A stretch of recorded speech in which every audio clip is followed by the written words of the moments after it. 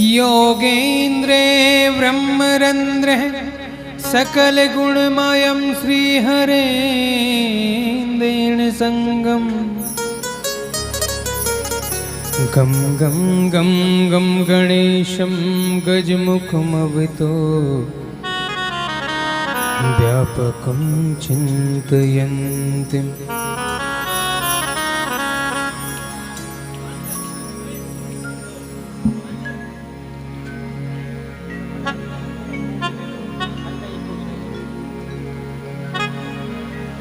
नारायणं नमस्कृत्य नरं चैव नरोत्तमं देवीं सरस्वतीं व्यासं ततो जयमुदीरये।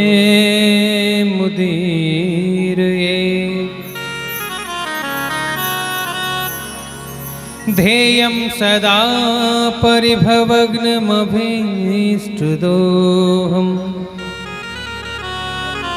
तीर्थास्पदं शिवविरिञ्चिनुतं शरण्यं भृत्यार्तिहं प्रणतपालभवाब्धिपोतं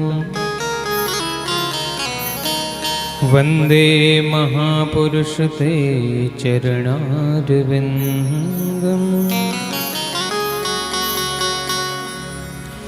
जयतु जयतु देवो देवकी नन्दनोऽयं जयतु जयतु कृष्णो वृष्णिवंशः प्रदीपः जयतु जयतु मेघश्यामला कोमलाङ्गम् जयतु जयतु पृथिवीभारनाशो मुकुन्दा राधा भक्तिर्हरे ज्ञानं ताभ्यां याच समन्वितां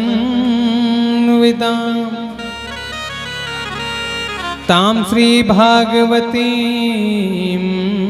गाथां वन्दे युगलरूपिणी।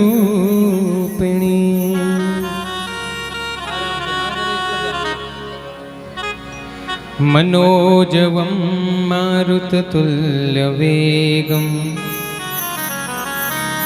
जितेन्द्रियं बुद्धिमतां वरिष्ठं वातात्मजं वानरयूथमुख्यं श्रीरामदूतं शरणं प्रपद्ये। कृष्णं नारायणं वन्दे कृष्णं वन्दे व्रजप्रियं कृष्णं द्वैपायनं वन्दे कृष्णं वन्दे प्रथाश्रुतं।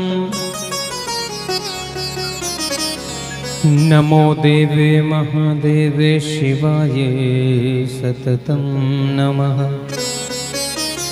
नमः प्रकृते भद्राय नियता प्रणतास्मताम्। हरिर्नाम हरिर्नाम हरिर्नामैव केवलम् कलो नास्तेव नास्तेव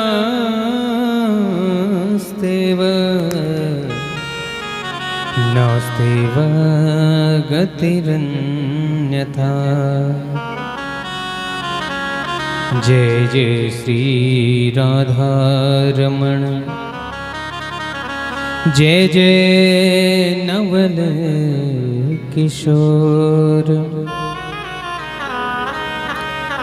जय गोपी चित्तचोर प्रभु जय जय माखन चोर। बोले गजानन भगवान की जय। राधा माधव सरकार की जय। सब संतन की जय, सब भक्तन की जय, हनुमान जी महाराज की जय हो, शनिदेव महाराज की जय हो, शाकंभरी मैया की जय हो, कालिंका मैया की जय हो, गैया मैया की जय हो, खेड़े महाराज की जय हो, नमः पार्वती पते हर हर हर महादेव। आइए समस्त भक्तजन सुंदर अपने मन और वाणी को पवित्र करने के लिए वे सर्वप्रथम मेरे साथ में श्री हरि का नाम लेंगे, मीठी मीठी तालियां बजाते हुए। आइए। मेरो मन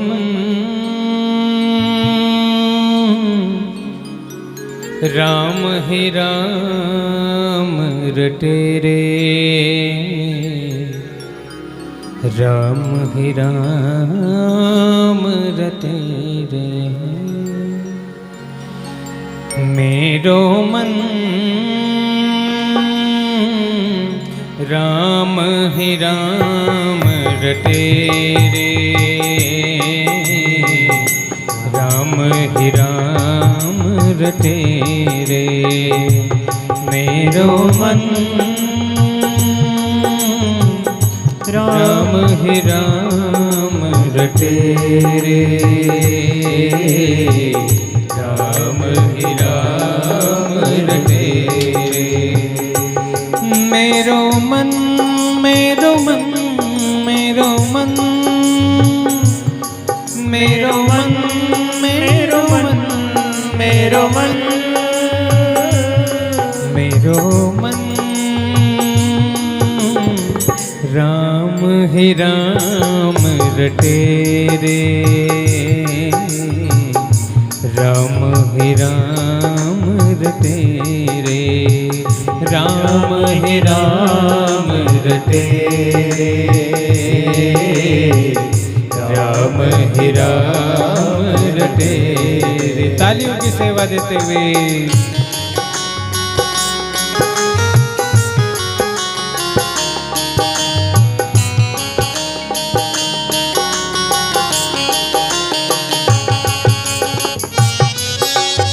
बोले रामचंद्र भगवान की।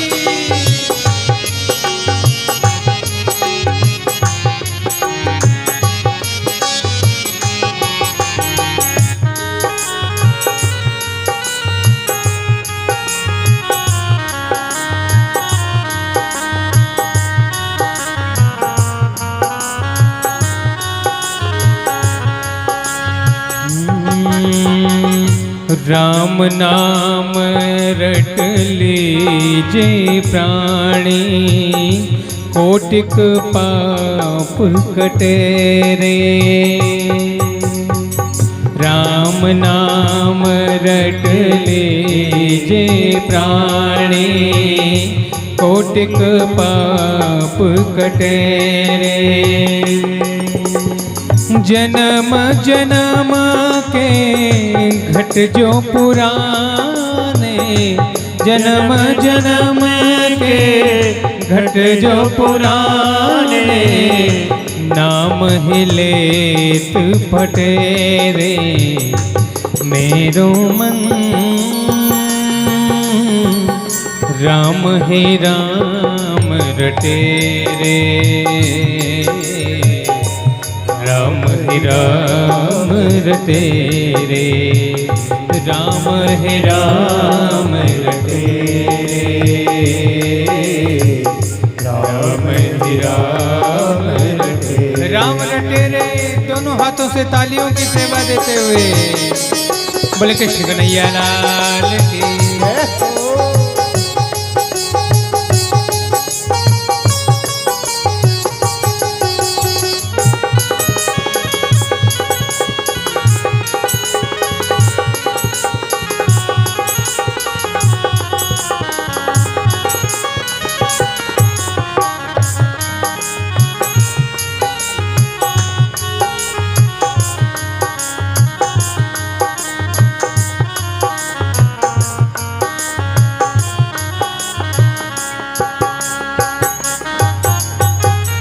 कनक कटोरी अमृत भरियो पीवत काहे न टेरे। कनक कटोरी अमृत भरियो पीवत काहे न टेरे। मीरा के प्रभु हरिया बंसी, मीरा के प्रभु हरिया बंसी। तन मन का ही पटेरे मेरो मन, राम ही राम रटे रे। राम ही राम रटे रे मेरो मन, राम ही राम रटे रे। राम ही राम रटे। मेरो मन, मेरो मन, मेरो मन, मेरो मन, मेरो मन, मेरो मन, मेरो मन। राम ही राम रटे रे। राम ही राम रटे रे। राम ही राम रटे रे। राम ही राम रटे रे। राम ही राम रटे रे। बोले रामचंद्र भगवान की जय। बोले कृष्ण कन्हैया लाल की जय। श्रीमद्भागवत महापुराण की जय। श्रीमद्भागवत कथा ज्ञान यज्ञ में पधारे हुए सभी भक्तजन,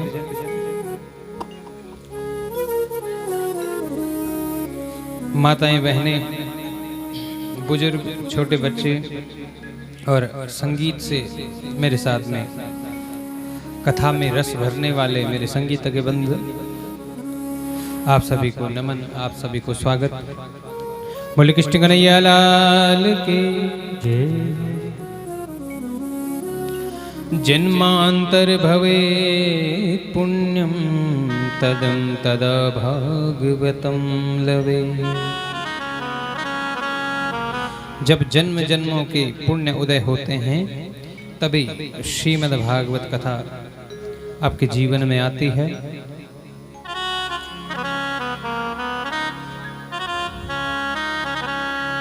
सुपुत्र उसे ही कहते हैं जो अपने माता पिता का तरण तारण कर सके, उसी को सुपुत्र कहते हैं, पुत्र कहते हैं। और इस कथा के जो आयोजक हैं श्रीमान महिपाल सिंह सैनी जी, वास्तव में आपने पुत्र होने का जो धर्म है वो निभाया है। शास्त्रों में पुत्र अनेकों प्रकार के बताए गए हैं। विशेषतया 5 प्रकार के पुत्र बताए हैं। ध्यान से सुनेंगे। 5 प्रकार के हमारे जीवन में पुत्र। एक कहते हैं न्यासानुबंधी पुत्र।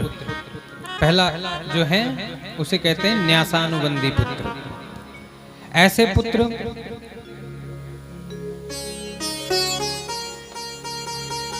जो दूसरों का रुपया पैसा हड़पने वाले के यहाँ पैदा होता है और अपनी सारी धरोहर बीमारी में खर्च करवाता है। ऐसा पुत्र होता है न्यासानुबंधी पुत्र। दूसरे प्रकार का जो पुत्र होता है वो होता है ऋणानुबंधी पुत्र। ऋण अर्थात उधार। जो व्यक्ति दूसरे का ऋण चुकाए बिना यहाँ से चला जाता है, बिना किसी का उधार चुकाए अगर उधार ले रखा है और उसको बिना चुकाए ही चला जाता है तो उसके यहाँ निर्दयी और कटुभाषी पुत्र होता है। उसके घर में निर्दयी बालक और कटुभाषी अर्थात कड़वा बोलने वाला ऐसा पुत्र वहां पैदा होता है। इसको ऋणानुबंधी पुत्र कहते हैं।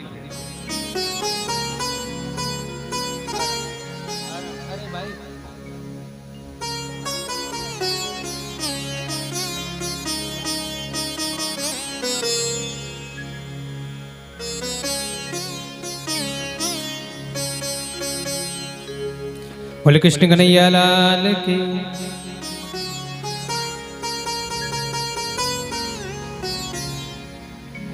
तीसरे प्रकार के जो पुत्र होते हैं वो उनको कहते हैं वैरानबंधी पुत्र। ध्यान से सुने, पुत्र हमारे जीवन में कितने प्रकार के होते हैं। तीसरे होते हैं जो वैरानुबंधी पुत्र, जो पूर्व जन्म में किसी को दुख पहुंचाए हो, वो आज आपका बैरी बनकर आपके जीवन में आता है और अपने माता पिता को ही पीटने का कार्य करता है, मारपीट करता है, अपने माता पिता के साथ में बैर करता है। ऐसा पुत्र तीसरी प्रकार का जो पुत्र बताया गया है उसको कहते हैं वैरानुबंधी पुत्र। चौथी प्रकार का जो पुत्र है उसको कहते हैं उपकारानुबंधी पुत्र, अर्थात पूर्व जन्म में जिसने माता पिता को सुख दिया होगा, जिसने अपने माता पिता को सुख दिया होगा, वह पुत्र बनकर पैदा होता है और बड़ा सुशील होता है, माता पिता का आज्ञाकारी होता है। तो उपकार अपना इसको कहते हैं उपकारानुबंधी पुत्र। और पांचवा प्रकार का जो पुत्र होता है उसे कहते हैं उदासीन पुत्र। बोले कृष्ण कन्हैया लाल की। पांचवें प्रकार का जो पुत्र है उसको कहते हैं उदासीन पुत्र। उदासीन पुत्र जो जिसके जीवन में भला बुरा मेरा तेरा ये सब कुछ नहीं है, जो राग द्वेष से रहित है, जिसके जीवन में संतत्व है, जो प्रभु का भक्त होता है, ऐसा पुत्र कहते हैं उदासीन पुत्र। तो इनमें जो उपकारानुबंधी पुत्र है,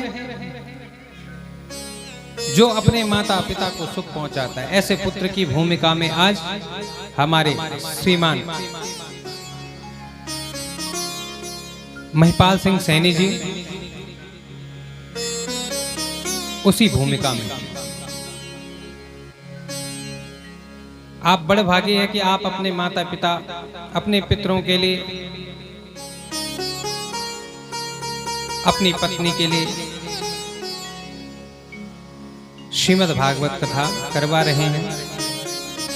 और जो भी आपकी मनोकामना हो, आप बड़े भक्त हैं। मैं देखता हूं रोज सुबह उठकर अपने नित्य कर्म से निवृत्त होकर भगवान के मंदिर में बैठ जाते हैं, भजन करते हैं और उसके बाद यहाँ पूरी सेवा देते हैं। पूजा में भी बैठते हैं तो बड़े सुंदर भाव से, सुंदर मन से बैठते हैं, और कथा में बैठते हैं तो पूरी परीक्षित की भूमिका निभाते हैं। यहाँ पर बैठकर पूरी कथा सुनते हैं। तो वास्तव में परीक्षित की जो भूमिका है वो आज श्रीमान धर्म महिपाल सैनी जी निभा रहे हैं। इसीलिए कहा कि जन्मांतर भवेत पुण्यम तदा भागवतम लभे, कि जन्म जन्मों के जब पुण्य उदय होंगे तभी श्रीमद् भागवत कथा हमारे जीवन में आएगी। कल आपने कथा सुनी,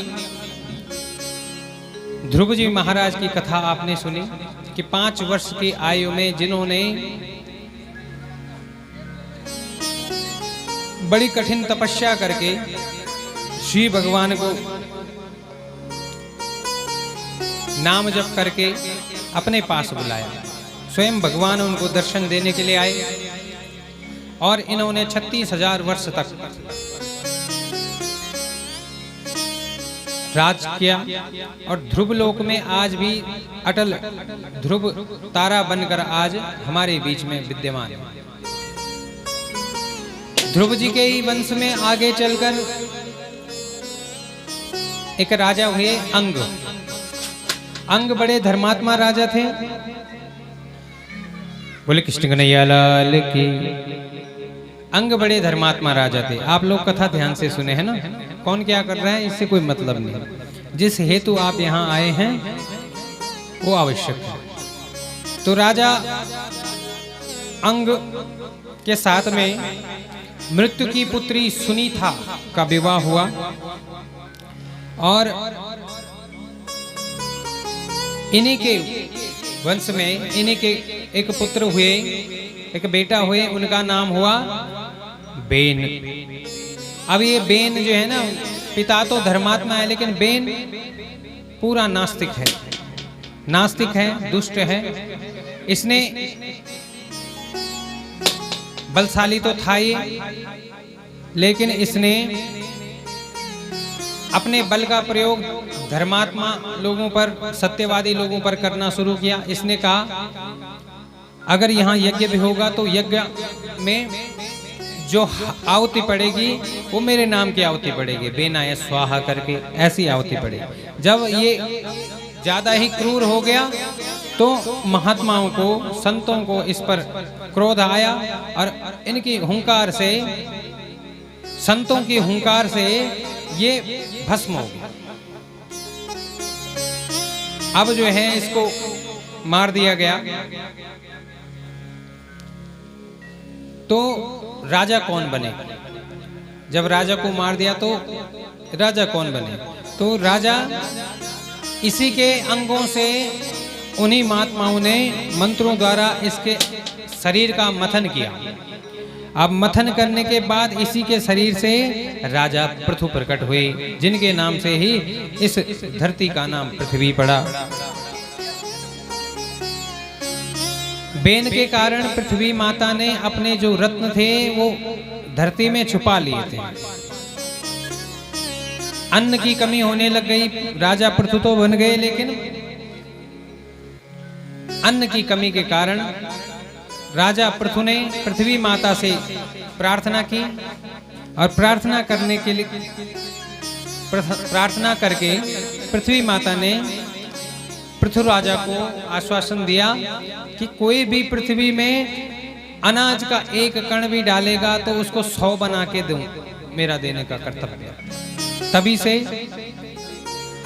आप पृथ्वी में एक अनाज का डालते हैं दाना और 100 दाने के रूप में आपको वापस मिलता है। बोले कृष्ण कन्हैया लाल की।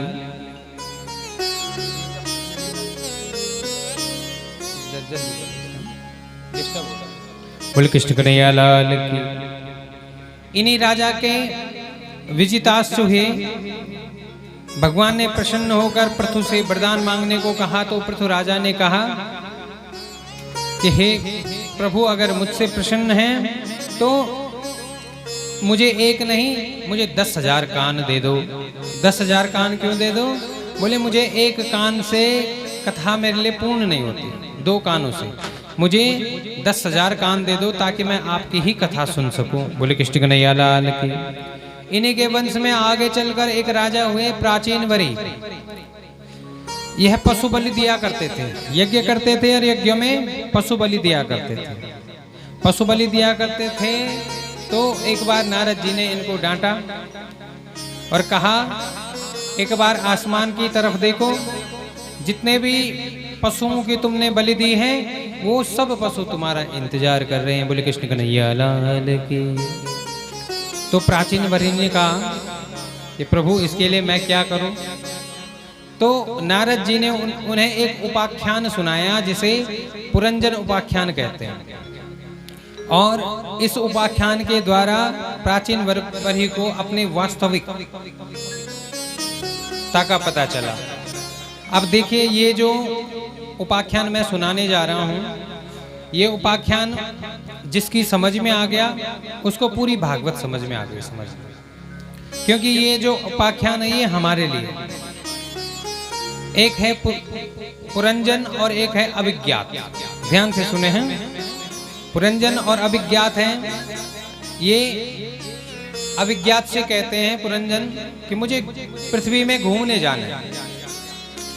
अविज्ञात ने कहा ठीक है। अब ये पृथ्वी में आए, पृथ्वी में आकर इन्होंने घूमना शुरू किया। घूमते घूमते घूमते इनको एक 9 द्वार की पुरी मिली। क्या मिली? 9 द्वार की पुरी। बोले कृष्ण कन्हैया लाल की। आप लोग कथा को बिल्कुल ध्यान से सुनेंगे तो आपको समझ में आएगा क्या कहना चाहते हैं। जब ये पृथ्वी में आया तो इसको 9 द्वार की पुरी मिली। इस 9 द्वार की पुरी के अंदर जैसे ही ये गया तो अंदर देखा इसने एक सुंदर महिला है, सुंदर स्त्री है। तो उसको देखकर ये उस पर मोहित हो गया। मोहित हो गया तो इसने याचना की कि मुझे आपसे विवाह करना है। अब जो ये स्त्री है, इस स्त्री के 10 सैनिक हैं, 10 सिपाही, 10 सिपाही हैं और उनके ऊपर एक सैनिक रखा हुआ है। उन्हीं के उस पुरी का जो सुरक्षा करता है बाहर से, वो है 5 फनों वाला नाग, उसकी रक्षा करता था। अब इस स्त्री के साथ इस पुरंजन ने विवाह किया। विवाह करने के बाद ये इतना इस पर मोहित हो गया कि जैसे ये स्त्री कहती है ये वैसे ही करता है।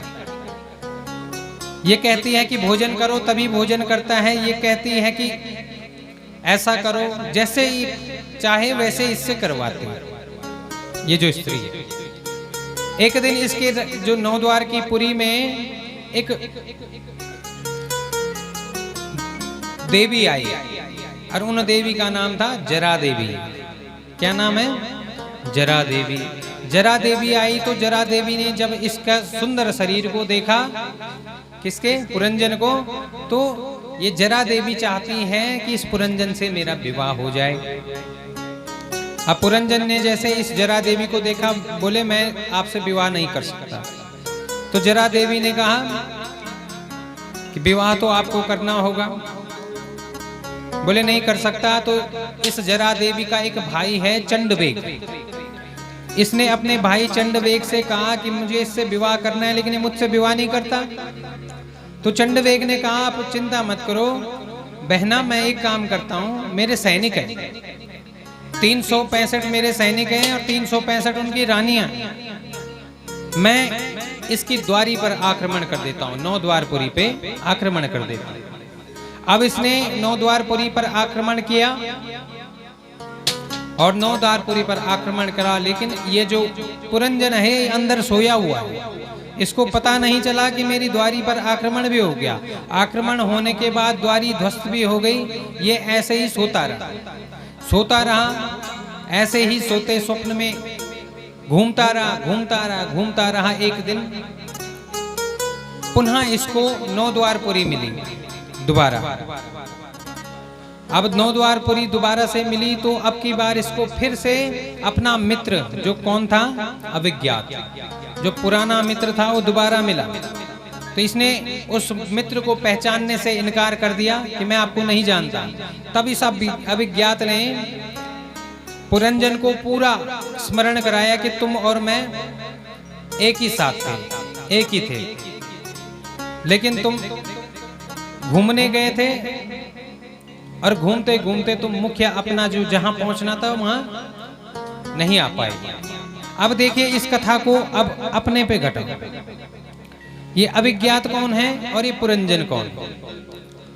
ये अविज्ञात है परमेश्वर परमपिता, और पुरंजन कौन है? हम जीवात्मा। एक है परमात्मा और एक है जीवात्मा। अब परमात्मा ने से मिलकर वो जीवात्मा इस धरती पे आया। इस धरती पे आने के बाद उसको जो 9 द्वार की पुरी मिली वो ये शरीर है। इसमें 9 द्वार है, यही 9 द्वार की पुरी है। और इसके अंदर जो सुंदर बुद्धि स्त्री है वो हमारी बुद्धि है, ठीक है। और ये पुरंजन कौन है? ये तो आत्मा है ना। और इसके अंदर जो स्त्री मिली वो बुद्धि है। और उसके अंदर जो उसके 10 सिपाही और एक सैनिक है, वो हैं 10 इंद्रियां उसकी, 10 सिपाही हैं और मन उसका सैनिक है। बोले कृष्ण कन्हैया लाल की। अब इसके पास कौन आया? जरा देवी। जरा अर्थात बुढ़ापा। अब बुढ़ापा इस यौवन शरीर से प्रेम करना चाहता है।